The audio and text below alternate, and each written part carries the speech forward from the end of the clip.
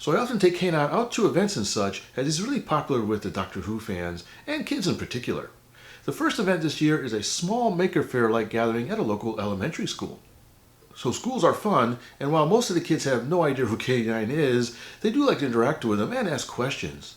The problem is I often go several months without touching him, so the first thing I do is to make sure he still works. Then I try to remember if there's anything I need to repair, like this 3D printed ear part that was broken off during his last outing.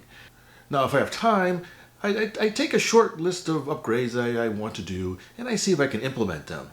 Some things are simple, like extra sound effects or adding detail, but others may take more time, like changing the software or adding a new feature. One of the difficulties I have is choosing what feature to tackle next, as I have a pretty good list. Anyways, I'll talk about them at another time. Let's see how K-9 does out in the wild. Before I take K-9 out, I always like to perform a systems checkout. Power supplied by 2 high-capacity 3-cell lithium polymer batteries.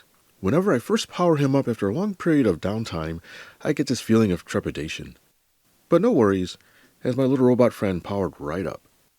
Panel lights are all blinking, twin LCDs are functioning, and battery power level is being reported. Next, to see if the Raspberry Pi is still among the living. Yep, she's booting up. So far, so good. While she's booting up, I'll check that the sound card is still working.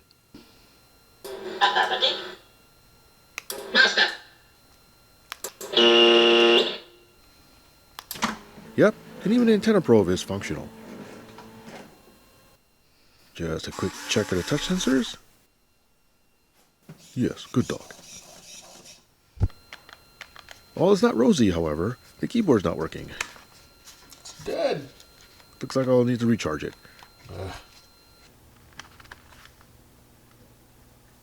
Much better. Now to log in, and finally test the photo camera.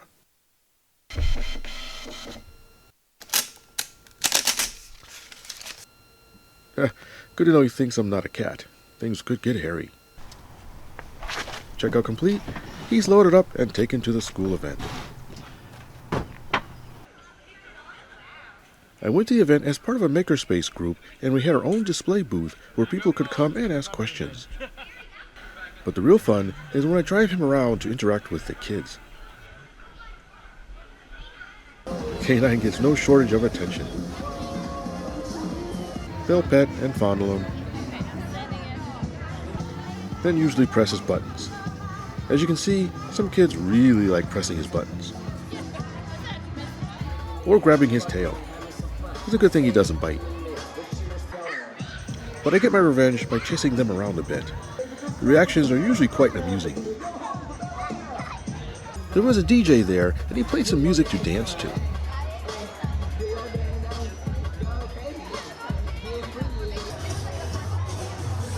The school had lots of display and games set up by the kids, so I decided to run him around the hallways to harass or interact with more people. Yeah, that's it.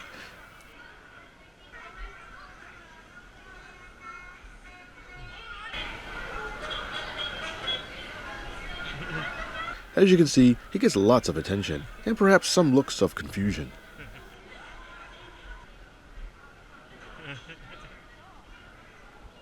Even as I was bringing him back to the car, there could be some surprises, such as this kid who really wanted to control him, so I let him move a couple of switches.